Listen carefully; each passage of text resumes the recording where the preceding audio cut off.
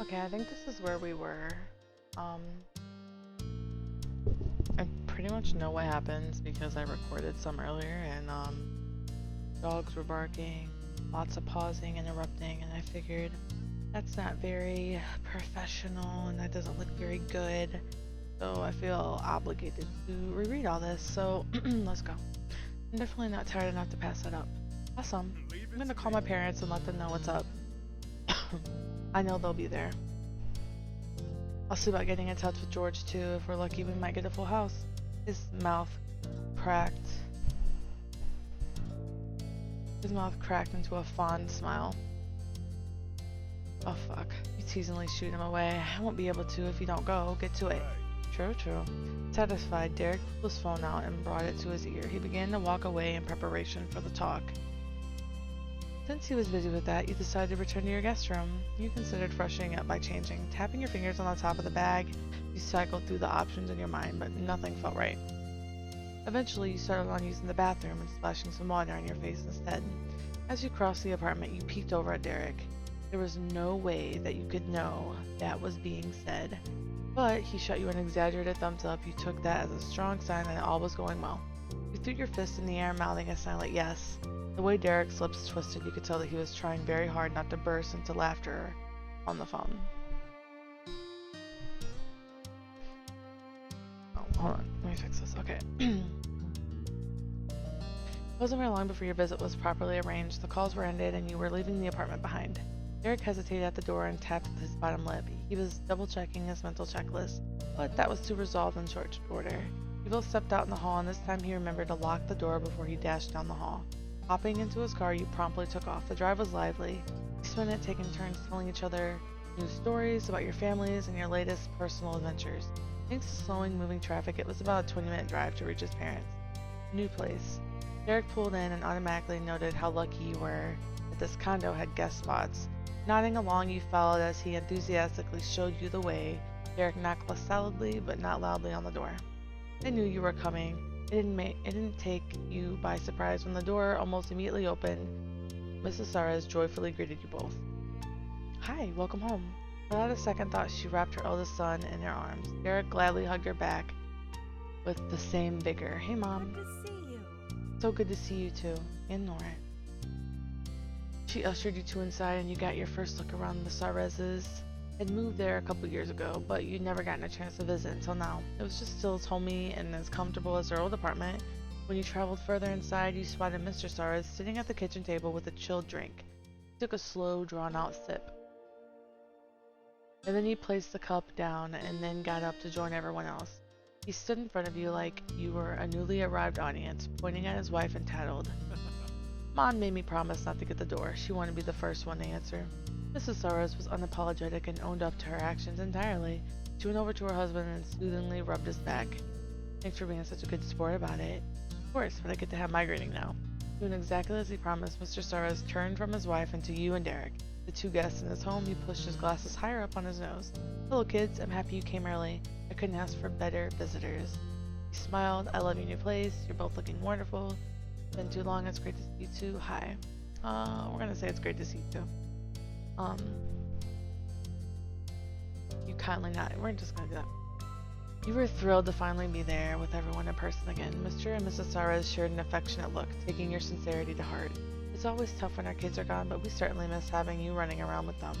Yeah, it hasn't been the same without you. It was easy for you to think of Mr. and Mrs. Saras as a second set of parents after all these years they've been a part of your life.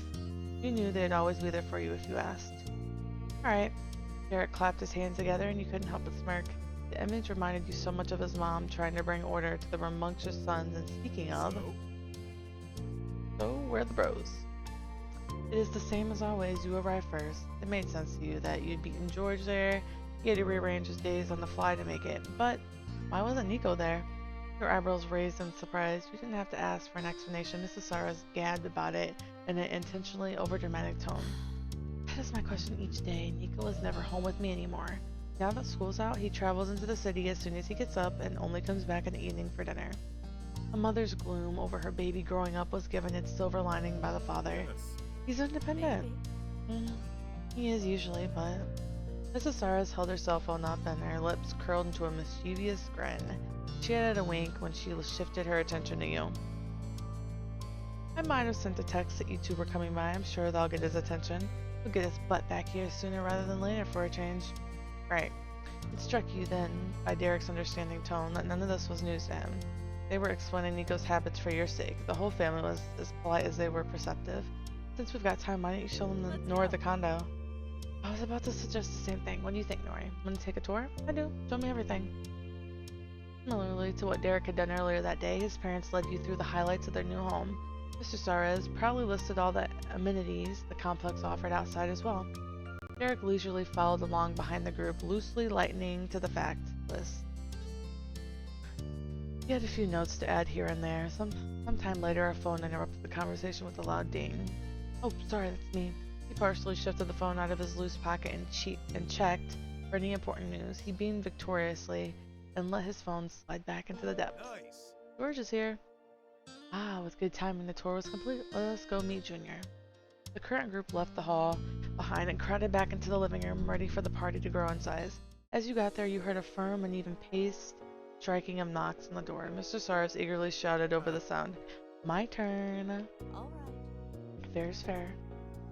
Cheerily, Mr. Suarez jaunted over and swung the door wide open, knowing that his middle son was on the other side.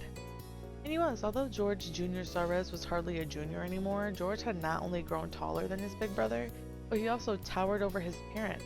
Your jaw would have been on the floor if Derek hadn't mentioned this earlier.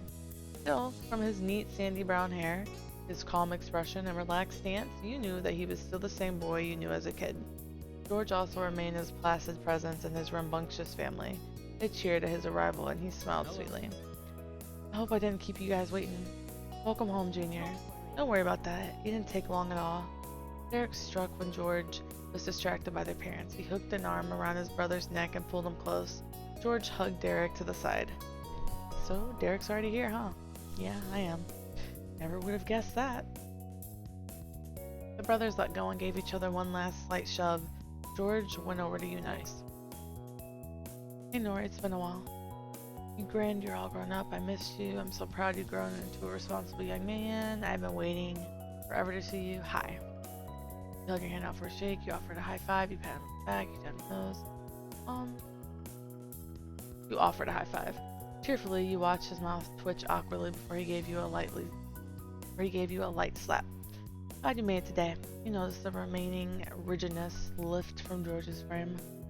He snagged a drink from the kitchen and settled in.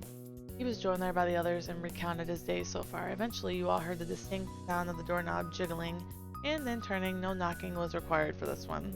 There was only one person it could be, the last to arrive for the gathering, and the last to have been born, Nicholas. The door popped open with a swish, and you saw that you were undeniably right. It was Nico. His appearance had your brows pinching. He was extremely different, yet simultaneously so similar to the tiny 6-year-old you had first met him as. Somehow his hair managed to be even milder than he was and he was on the elementary school. But besides that, he'd become a young man despite continuing to be a baby in your mind. He was sporting a colorful rainbow romper that was fashionable as it was functional, as well as his iconic hair clips to round out the mix of old and new. Nicholas was back. With the roll of his eyes, Nicholas animatedly gestured and held his arms out. He bit back an amused laugh. Whoops. No shit, I live here. That's not news. News is that Derek and Nori are back. He bounced over and managed to securely lock himself around his big brother's wide chest. Derek wrapped an arm across his brother's shoulders in response. Derek ruffled Nico's long, thick hair before letting them go. It was sweet that their gesture of affection between them hadn't changed, though Derek didn't have to lean down to do it anymore. Hello, son. Thank you for coming. Walking by, Nicholas gave a short wave to his parents and then elbowed George chummingly as his hello. George teasingly retaliated with a poke to his brother's side. Finally, Nicholas stopped in front of you. Hey, Nori. Welcome back to the Casa Suarez. Hi. I'm glad to see you. It's glad to see you again. It's my sweet baby boy. What a charming gentleman you've grown into. You can't be that big. That's illegal. You swine. You can't be that big. That's illegal. You shook your head. You hugged him. You offered a high five. You bent to shake. You shook your head. Utterly shocked, you pointed at Nicholas and turned to Derek. He shrugged before he could speak. How did that happen? Sorry, Nori, the law has no power over me. Now the whole Sarez family close to you were together. Mr. Sarez admiringly looked at his wife and then his sons. He securely hooked his fingers into his belt loop. Good. This is very good, yes. I wonder if everyone here will be coming back tomorrow as well. Yeah, Dad. Nori and I are going to be here for sure. I might manage to work it into my busy schedule. I wouldn't miss it for anything. I already can't wait for tomorrow. Superb. That's exactly what I wanted for the day. Mr. and Mrs. Sarez provided lunch, and it was nice for the whole family to be sitting at one busy table. But afterwards, Derek announced that you two should hit the road. I'm gonna get going too. I still got class later. Are you serious? We barely done anything. Sorry, Nico. We gotta take the trip out to Sunset Bird before it gets any later. Fine. Me, you, and George are doing something together and not the Father's Day thing, okay? Something that's gonna be fun with just us. Sighing affectionately, Mrs. Sarez shared a look with her snickering husband. Nicholas was going through the iconic parents are uncool teen phase. Don't worry. I made sure I have the whole day free. I promised to come over early. Derek tilted his head towards you, silently asking your opinion before agreeing to anything. I'd love to hang out with the boys. Cool, got that? We'll be there. Count on it. We could do whatever Nico wants in the afternoon, and then it'll be Dad's pick in the evening. Alright, see you then. And with that settled, everyone exchanged their goodbyes and see you soon. You and Derek left in good spirits. You hopped back into his car, already eager for home. Sunset Bird was waiting for you. During the drive, you sent a text off to your moms, letting them know that you were coming by soon. They knew you were arriving today, but they had no idea when you were going to be free to come see them. Excuse me. Humming to himself, Derek sped down the highway. The city skyscrapers were far behind you in the distance, and there was nothing but rolling hills of green. It was strange to be sitting shotgun with Derek after all these years of your friendship being trapped in long-distance zone, but at the same time, it also wasn't. What was arguably stranger was how his presence affected you. Having him there by your side was the most normal thing in the world to you. Soon enough, you began to recognize the landmarks dotting the way to your hometown. Excitement buzzed under your skin. You were ready to get back home. The car flew past the now leaving sign, and you rolled down the window and to wave at it. Officially, you were back in Sunset Bird. It didn't take more than a few minutes to drive through the rest of the town and roll into the sleepy neighborhood where you grew up. Derek parked along the curb and you both slid out. Nice work. We made it safe and sound. Derek leisurely leaned on his car. He looked over the roof. At you and lifted a questioning brow. Ready to head in? Derek gestured for you to lead the way. You gladly approached your childhood home. Without missing a beat, you located and rang the oddly placed doorbell. Ma expectantly answered the door. Her eyes sparkled and landed on you immediately. Hi. Hello, sweetie. And Derek, welcome. Come in, come in. Ma stepped aside, grinning wildly. She held the door all the way open so everyone could hurry through. Heya. Mom's voice rang out from the hall right before she appeared physically in front of you. She excitedly stopped at her wife's side. Nice. What a sight for sore eyes. You sighed, content to be there. I hope you've all been well. You both are looking good. I'm home. I missed you. Hi, Moms. I hope you've been well. You took a hand, you threw your arms around them. Sorry, guys. You threw your arms around the both of them. You took a hand from each of them. You gave them a peace sign. You waved. You smiled. Moms exchanged a silent glance with Ma before answering you. She curled a lock of her hair behind her ear. We're doing great, Nori. We're doing even better now that you're here. Derek gently worked his way into the conversation. You didn't miss the way his skin was suddenly a shade rosier than before. Good to see you. Thanks, Mrs. and Mrs. Cameron, for letting me come by too. It's nice to see you again. You're fantastic. You don't need to thank us for that. You can come over anytime. You're an excellent That's guest. fantastic. Yeah, so we need to thank you for giving our Nori a place to stay. Now we can get to visit with her even more this summer. They shared a knowing look with their eyes alight. They had to be thinking of their big anniversary later in the season. You'd be coming back to Sunset Bird for that. You didn't mind all the traveling. It was worth it. Good point. Happy almost anniversary. Thank you. What's shaking? You been busy, huh? Yeah, it's been crazy for sure with the move and learning all the ropes to help my dad out with some things and then other stuff. There's a lot going on. Tell me about it. I wasn't expecting things to be so jam-packed. The group relaxed and hung out in the living room. Each person shared updates from the past and plans for the future. It went on until the sun began to set. At that point, you and Derek decided that it was best to leave sooner rather than later. The end of the visit was accepted with grace. Bye, thanks again for coming to see us. Tell Mr. Sarez Happy Father's Day for us. We'll be sure to do that. Bye-bye, great seeing you. With that, you stepped out into the warm embrace of the evening air. Leaving the house, going onto that street, it was something you'd done countless times, believing how much the context of that action was changing. You were only here on a visit while the person you were staying with was Derek, a true reversal from the old days. Derek followed you out but didn't go to his car. Instead, he stepped into the center of the road and stayed there. His gaze wandered up the hill and past that, off into the distance. He spoke with a voice as comforting as the familiar song of the crickets. Hey, before we go, can we stretch our legs a bit? There's one thing I want to do while we're here. Don't have to ask me twice, lead the way. Well, thanks. Derek tilted his head in the direction he wanted to go. His mouth hooked into a grin, and then he started strolling. You followed at his side. Derek moved with wide, carefree strides. His arm pumped back and forth with each step. You found yourself headed outside of the residential area of Sunset Bird and onto the main area. It just had been nice to refamiliarize yourself with the area. During the little jaunt, Derek had a conversation going between you. It's so hard to believe we're hanging out together right now. Seriously, like, when did that happen? But also, when did it stop happening? It's something I've been thinking about. His voice grew quieter as he was unable to meet your gaze. He shrugged and let the conversation hang on that note. The walk continued, and you had a good idea of where he was going at that point. There was something coming up in the middle of the path, and it wouldn't hold any interest to anyone other than you, Derek, and Cove.